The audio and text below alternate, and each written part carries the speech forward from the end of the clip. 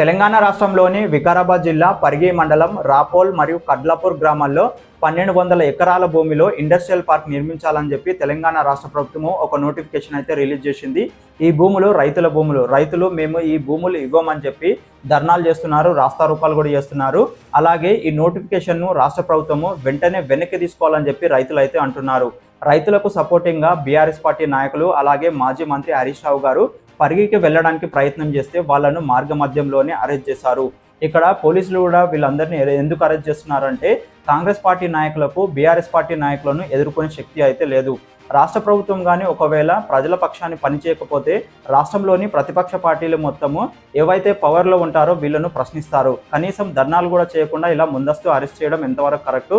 అదే కాకుండా మనం దొరల పాలనలో ఏమన్నా బతుకుతున్నామా? కాంగ్రెస్ పార్టీ మొన్ననే ప్రజాపాలన ప్రగతి ప్రణాళిక అనే ఒక కార్యక్రమం అయితే ప్రారంభించింది. ఇక్కడ ప్రజాపాలన ఎక్కడున్నది, ప్రజలకు ప్రగతి ఎక్కడున్నది? దీనిపై మీ అభిప్రాయం అనేది కామెంట్ చేయండి. మరిన్ని ఇలాంటి వీడియోస్ కోసం మన ఛానల్ తప్పకుండా సబ్స్క్రైబ్ చేసుకోండి.